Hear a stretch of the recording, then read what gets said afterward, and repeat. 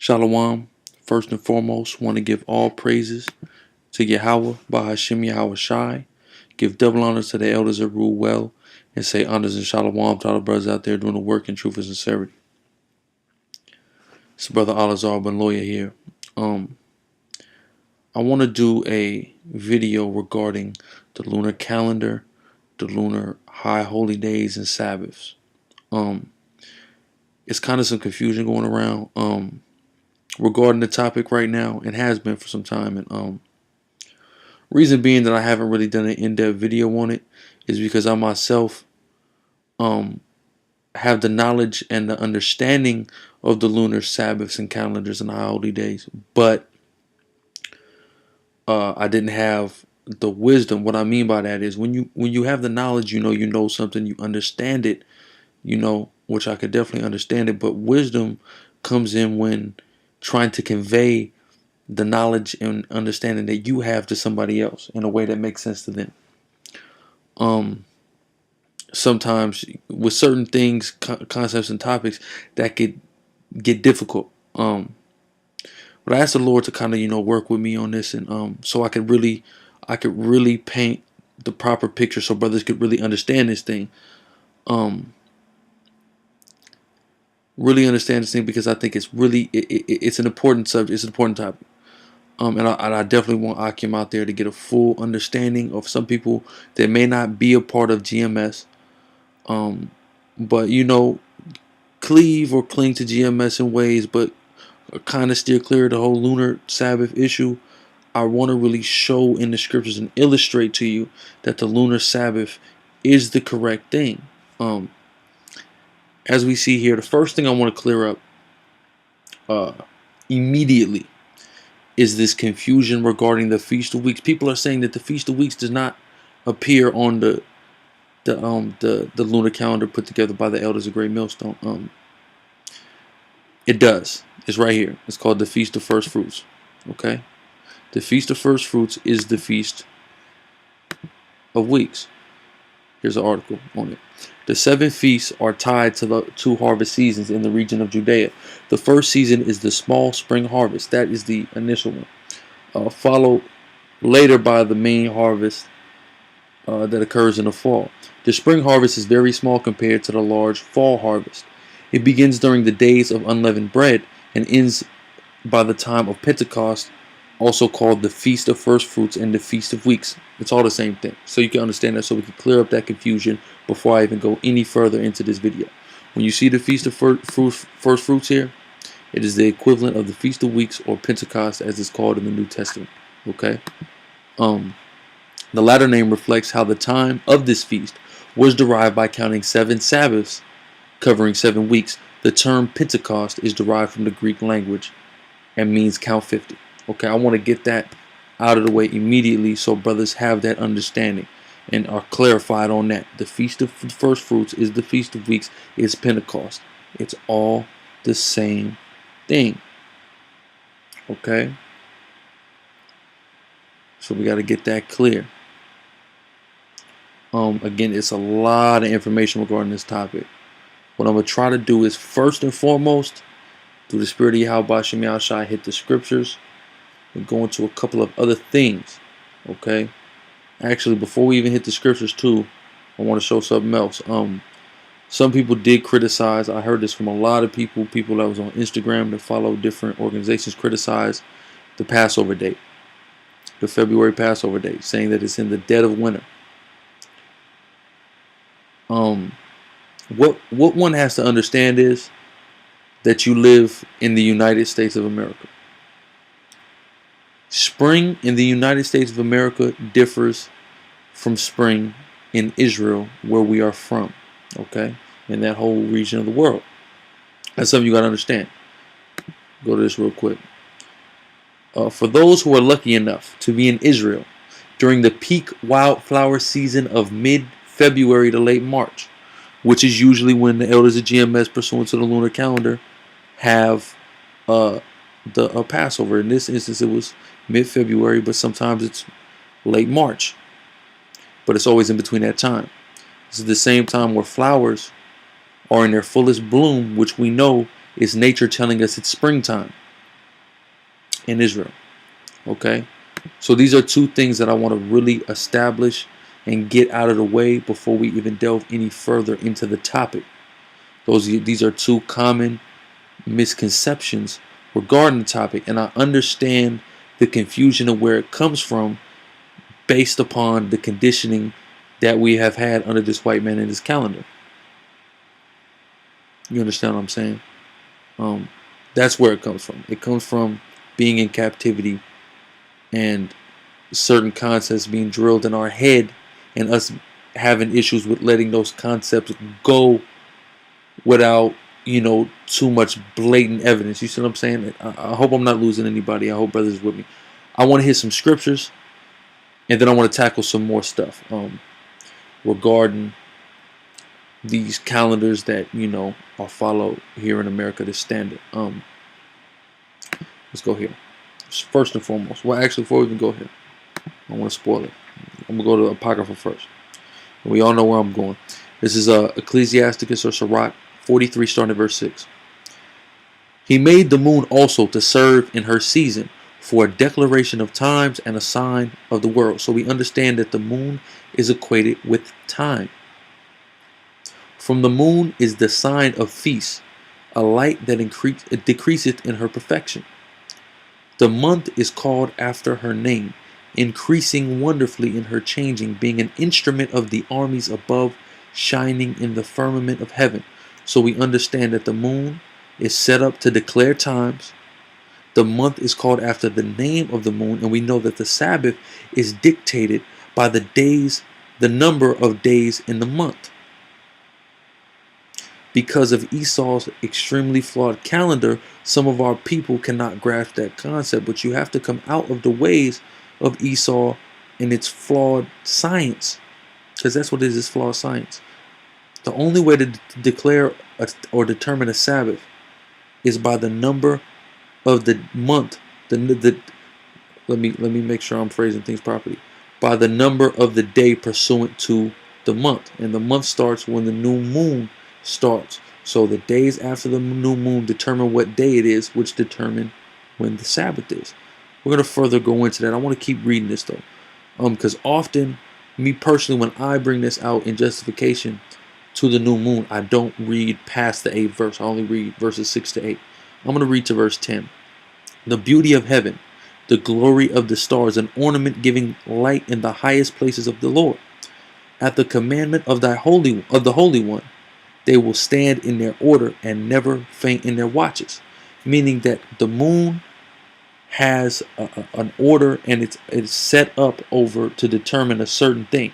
The month, the week, the day. That is the moon's jurisdiction. The stars deal with season, and the sun deals with the hours of the day. This is how we determine time. Stars, seasonal. Moon, day, month, week. Sun, hours of the day. This is something that we have to understand. These are the watches that Yahweh Ba'ashem Yahushai appointed these different lights in the sky for seasons, days, months, weeks, hours. Sun, hours. Moon, months, weeks, days, stars, seasons. We must understand this. Okay, Akim? I'm gonna get into some more scriptures though, and I hope it's really becoming plain and clear to brothers. But through the spirit of Yahweh Ba'ashem Yahushai, we're gonna hit some more scriptures, and Lord willing, it becomes clearer. This is Deuteronomy 32 and 4. He is the rock; his work is perfect, for all his ways are judgment, and the most high and the power of truth, right? And without iniquity, just and right is he. So it's letting us know here in Deuteronomy 32 and 4 that the Most High God, Yahweh Ba'ashem Yahushai, creator of heaven and earth, is perfect. Okay? I want to show y'all something about the perfection of the Lord. The earth is a sphere. The moon is a sphere. All the heavenly hosts are spheres. Pursuant to the Bible, science, observation, whatever. It's a sphere. A sphere or a circle is at 360 degrees. Understand? That's perfect. That's a perfect circle. Anything more than that is imperfect, and by you insinuating that a 365-day calendar that Esau concocted is accurate is you calling the work of the Most High God imperfect. Understand. Observe. 360 divided by 12 is 30. This is perfection. 12 30-day months equals 360 days, a full circle. Okay? Understand that. Now, certain scholars will say that it's a 29.5 day, or that some of the months are 29.5 days, some of the months are 30.5 days. This is untrue. Reason being, they're not taking into consideration that the Hebrew calendar day starts at even. So there is no half days. They're all full days. But you do have transitional days. Okay? Because again, it's 30-day month. But we know that 7s go into 28, not into 30. Those are where the transitions come in at the beginning of the end of the month, in between the new moons. Take a look. For example, as we see here, January 1st, January 30th, March 1st, March 30th. Everything is happening in line. Then look, the 29th, right? Not happening on the same number day according to Esau's calendar. Some people may criticize this, but let me show you something. This is the 30th, right? The 6th, this is 7 days, 14 days, 21 days, 28 days, 29 days, 30 days. You see that? And this is the 29th. It says that's when the Shabbat is. So it's still a perfect 30-day cycle, which is perfect according to the science of the 360 degrees. The 360-degree rotation of, you know what I'm saying, which breaks into 12 30-day months. Okay? I hope y'all are with me. And again, if any questions, just leave them on the comment board, but I'm going to further go in depth and prove the point. This is Isaiah 66:23. And it shall come to pass that from one new moon to another, and from one Sabbath to another, shall all flesh come to worship before me, saith the Lord.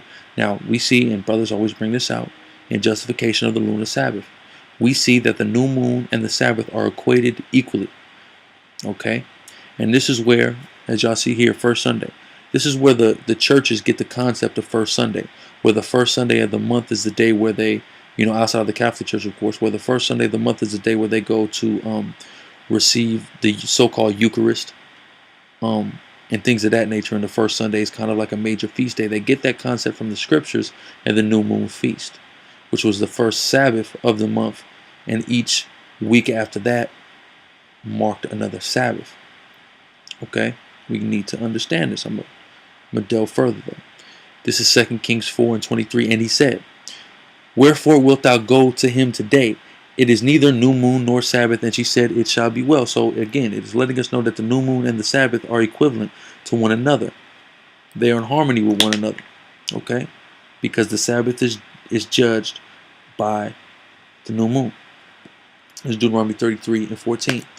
"And for the precious fruits brought forth by the sun, and for the precious things put forth by the moon." Understand something. Look at word usage here. Pay close attention to word usage.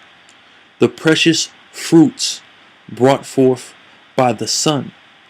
The plant life, photosynthesis, comes from the sun. So fruits and vegetation and plant life spring from that sun. Those are the precious fruits. But only precious things are said to come from the moon. What are the precious things that is said to come from the moon? Declaration of times, separation of days, weeks, and months.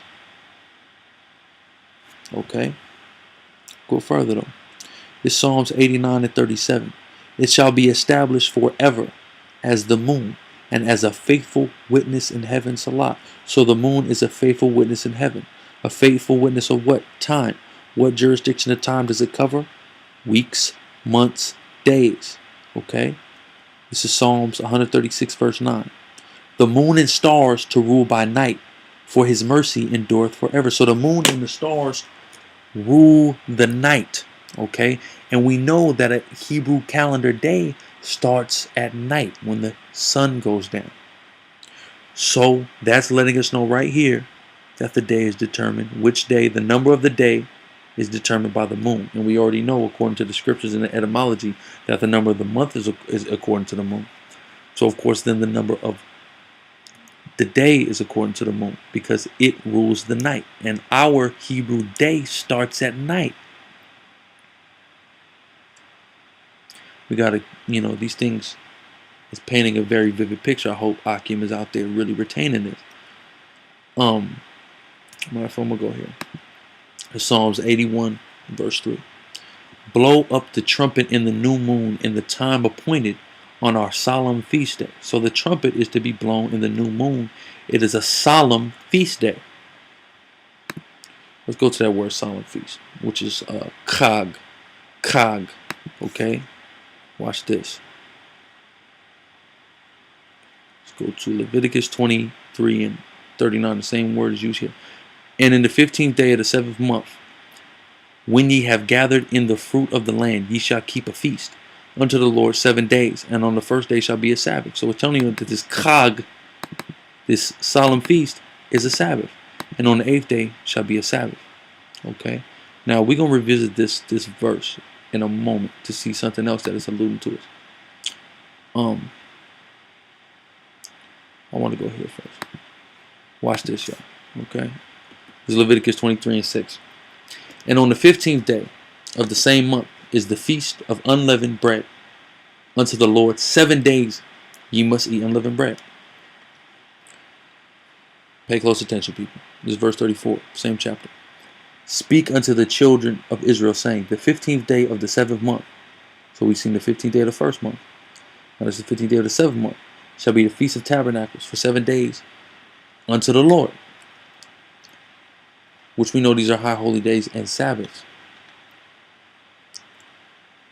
Sabbaths occur on the 1st, 15th, and 22nd of the month. Okay? These are when the Sabbaths occur. Sabbaths don't occur, for example, let's take a look. This week would have been the 25th. How can a Sabbath possibly occur on the 25th? Y'all held a Sabbath on Friday night to Saturday. It was the 25th to 26th. Because y'all don't go by the calendar, the lunar calendar. We use these so you can understand and correspond these days to the actual Hebraic days.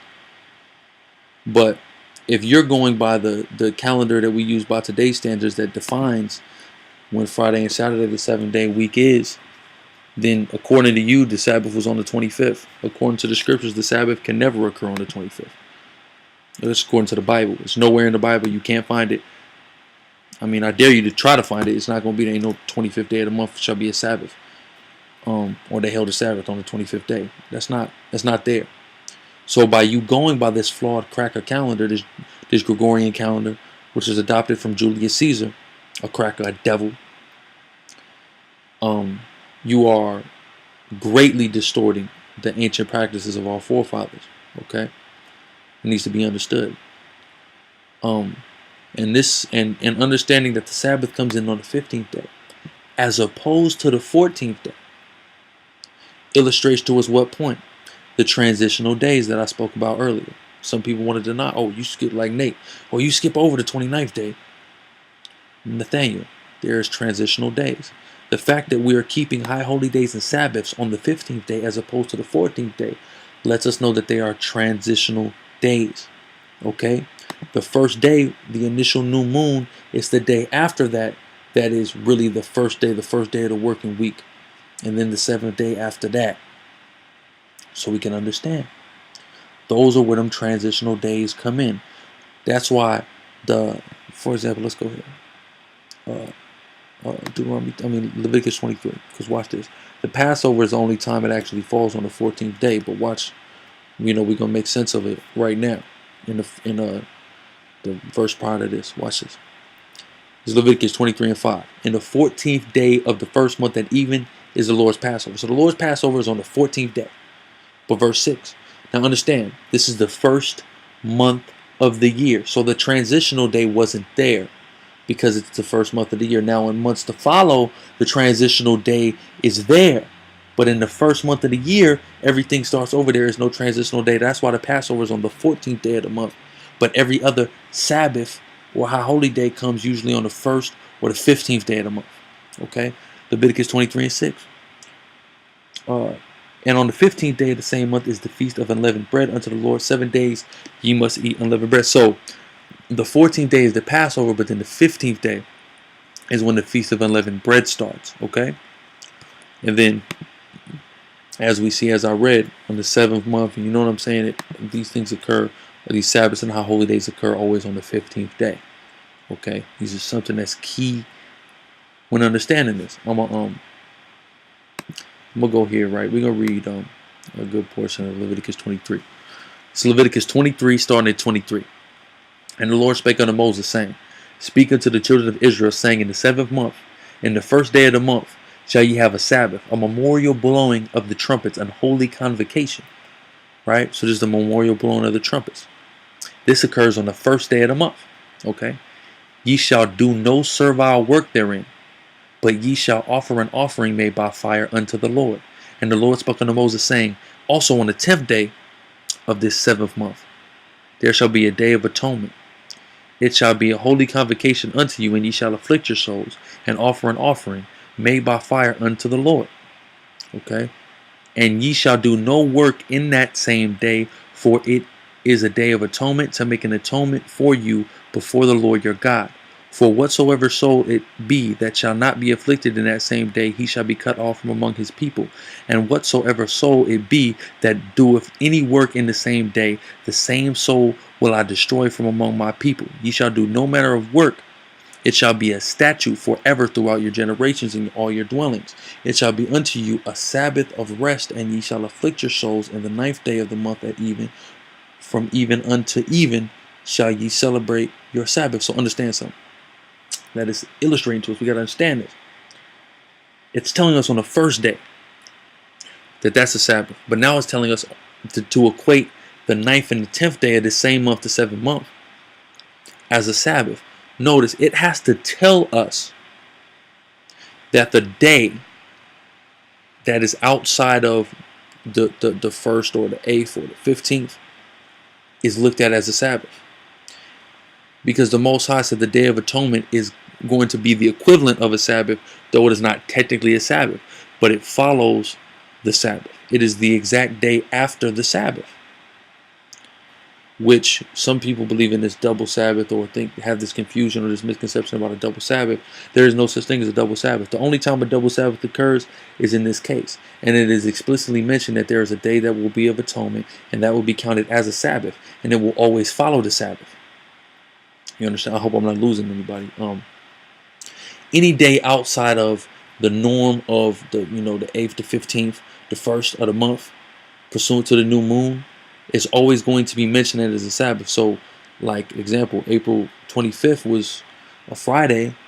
It doesn't say that April 25th or allude that there's a day that can equate to April 25th on the Friday to Saturday basis being the Sabbath, or any of the other days that a lot of you guys follow. Reason saying is that it's all about the moon, and any time that a Sabbath or any day is to be equated or treated as a Sabbath occurs outside of the lunar cycle, it is explicitly mentioned in the case of the Day of Atonement. Let me keep reading. Verse 33, And the Lord spake unto Moses, saying, Speak unto the children of Israel, saying, The 15th day of the 7th month shall be the Feast of Tabernacles for 7 days unto the Lord. So we've seen that the 1st and the 15th were Sabbaths, and high holy days occurred on these Sabbaths. But in between the 9th and the 10th day was a special day that was to be equated as a Sabbath, though it occurred the day after the Sabbath. Okay, hopefully this is making sense.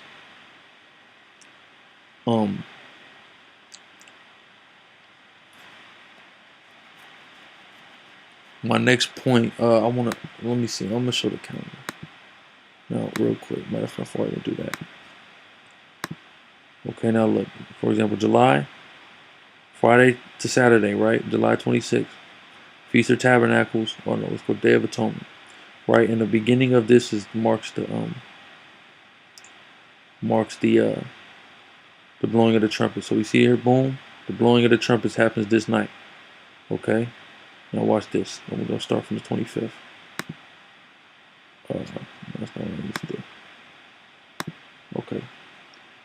Go to July 25th. Boom. 1 day, 2 days, 3 days, 4 days, 5 days, 6 days, 7 days. Here's the Sabbath, right? 7th day, right? The 8th day, and then here's the 9th day. This is when the Day of Atonement will come, 3rd or the 4th. You see, it's coming immediately after Sabbath. The Sabbath, Friday, sundown, Saturday, sundown during this period of time. Then, the immediate next day, Sunday, sundown to Monday, sundown, we got the Day of Atonement. Okay. Again, Lord willing, is making sense. Now what I want to do is I want to read this. I mean, simply, this is via a columnist, a Christian columnist. I mean, simply, that calendars are mechanical approximations upon which human beings and their attendant institutions have attached mathematical, astronomical, and spiritual value. They describe the passing of days, but the historical events that we assign to a calendar in retrospect are often guesstimations. That is in reference to these modern-day calendars, because as we know, the Most High's calendar is not an approximation. As we read at the top of this lesson, the Most High, everything he does is perfect. So there is no approximations with the Most High. It is perfect. Okay, so the lunar calendar is perfect because it is the only system that can be perfect due with the 360-degree rotation and all of that. Okay, we got circular objects making rotations. That's 360 degrees. That's 360 days. That's period. Okay, and the Most High again is perfect. We keep going. The 12-month, 365-day calendar, which you're following, that we know today was proclaimed by Julius Caesar. So you're following the white man's calendar, Julius Caesar's calendar. Remember that. It remained a dominant system until 1582 when Pope Gregory the 8th introduced, or no, the 13th rather, introduced the Gregorian calendar to address the Julian calendar's mishandling of leap years, resulting in almost 2 weeks of lost days over time. So the calendar we have now is a slight reformation of Julius Caesar's calendar. Okay, Pope Gregory also wanted to more closely align the celebration of Easter. So this whole calendar, this week system that we have today, this month system, this everything, was a reformation of Julius Caesar's calendar to fit in proper context according to the Catholic Church with Easter. That's it. You got to take into consideration the people who established this custom that you're following. This was not the custom the Most High had established. Okay, Pope Gregory also wanted to more closely align the celebration of Easter with the proposed date proposed by, now this is Easter as proposed by the First Council of Nicaea. We know them wicked niggas sitting up in there in AD 325. As such, Easter marks an approximate year when Christ was crucified. So everything is approximate, imperfect, and inexact when dealing with this calendar that's currently established and accepted. Okay? The Most High is not imperfect. He is not approximate. He is not inexact. He is perfect. So the only way to properly judge time, according to the things, the signs, and the wonders, and the that the Most High gave for us, is by the moon. Again, the moon for days, weeks, and months. The sun for hours, and the stars for seasons. Okay? Let's get into a little bit of this history on the Gregorian calendar briefly before I close up. The Gregorian calendar, also called the Western calendar. Again, we going by a Western calendar when we know we from the East. And the Christian calendar is internationally the most widely used civil calendar.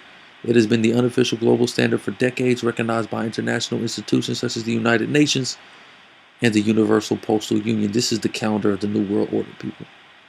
This is the week system of the New World Order. Gotta remember that. Okay?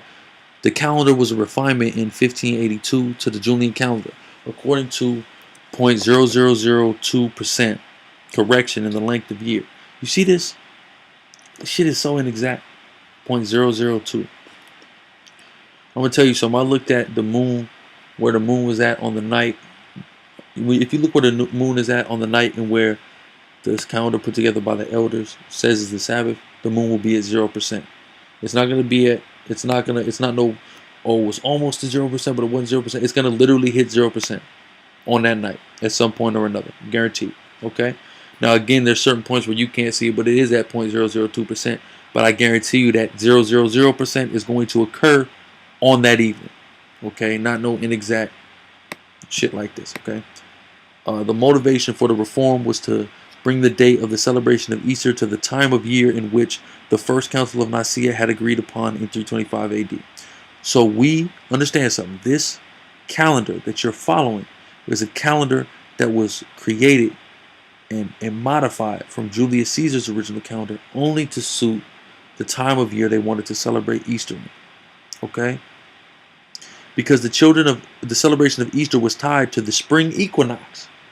Doing with the equinoxes, the solstices. This is why you have 365 days as opposed to 360 days, because of things like the solstice, where the so-called sun is dead. This is what solstice means. That's why you had these extra days, because the sun is dead. Okay?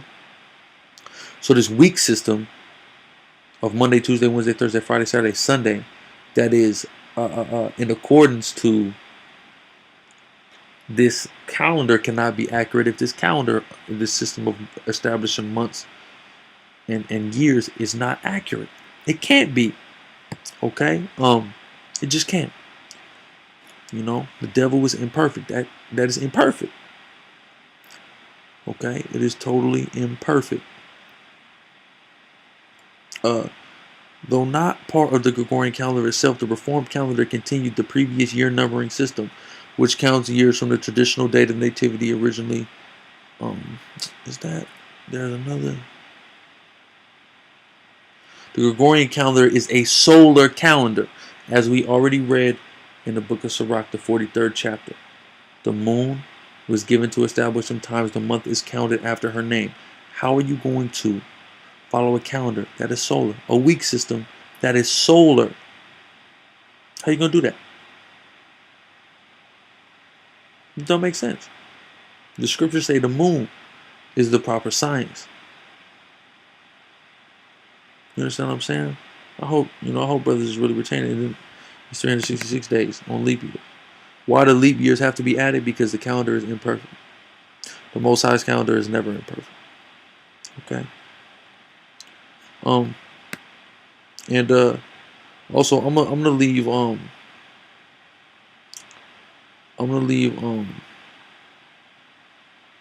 see, now look, watch this. The Catholic Church maintained a tubular lunar calendar, which is primarily to calculate the day of Easter. Why did they used to maintain it?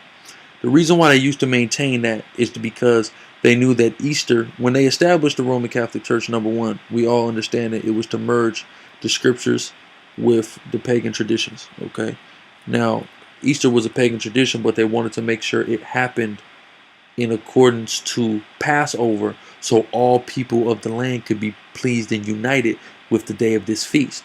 Okay, but this is now out of practice by them. Okay, because it became less and less important. Okay.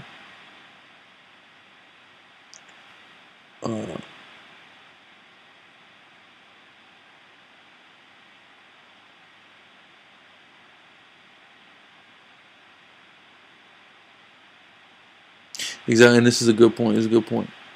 When the arrangement to be used for a given century is communicated, anyone in possession of the tables can find the age of the moon on any date and calculate the date of Easter exactly. So the thing about this calendar that we have now is it's so crazy and so complicated. One can't just figure it out. The lunar calendar is the only calendar where you can literally catch up on it at any time by looking up in the sky and seeing where the moon is at. That's why the Most High gave it to us. Because at any day, all you gotta do is look up, and you can see that motherfucker, and you know what day it is. You know it's the first day of the month, the second day of the month, it's a new month. That is the only thing that changes in accordance with days, weeks, and months. The only thing. Okay? And it plays a key role. It plays a key role in a woman's cycle. For example, right? I'm expecting right now. My wife is pregnant. And she actually got pregnant the week of the Passover. Reason being I know this is, I just remember the whole time she just had came off her cycle when the Passover that week, a couple days after the feast had occurred. Um, Boom. So I was like, okay, her cycle is synchronized to the new moon. Okay, her cycle is synchronized to I mean, not the new moon, but the full moon. She always has her cycle on the full moon. So when the next full moon came up, and I realized that she didn't have her cycle, I knew she was pregnant. We got the test, blah, blah, blah, whatever. You see what I'm saying? So that goes to show that this moon is the true way to tell time. Now, I think it was technically the date of the 17th when she actually got, so-called, not so-called, when she got pregnant, but that day, if she's, I believe we just went to get the ultrasound and stuff. I believe she's at like 11 weeks or something like that. 10 or 11 weeks, somewhere in between there, maybe coming up on 12. That doesn't correspond. It's not the 17th. If she's 12 weeks, which would be coming up on, she's coming up on 12 weeks, which is going to be within the next week or two, and that's not going to correspond to May 17th. Showing you that this shit is imperfect, that only the moon is perfect, but it's going to correspond to when that full moon is there. That's when she's going to be at 12 weeks. We got to take these things into consideration. We got to take Esau and his bullshit, complicated, demonic systems out of the equation that are based upon pagan holidays anyway. Take that out of the equation and factor in what nature teaches us. Because the Most High gave us this nature to teach us things. Nature teaches us, if you look up, you can tell what day it is. Pursuant to the woman's cycle, you can tell what day, what time of the month it is. Well, that's her time of the month. If you take a look at the moon, next time your woman is on her rag, look at the moon. And you'll always be able to know, as long as you make a mental note of that, you'll always know when she's getting ready to be unclean. And you'll be able to make proper, adequate preparations. But these are just some things to think about. I really hope there was edification, a lot of edification in this, and brothers really, understood this concept through the spirit of Yahweh Shem Shai. And I know a lot of brothers understand it, but I hope it gave brothers a different perspective and way to teach it and convey it to Akim, that they're, putting up on game to this thing, to this, particular subject. Okay. With that, Shalom.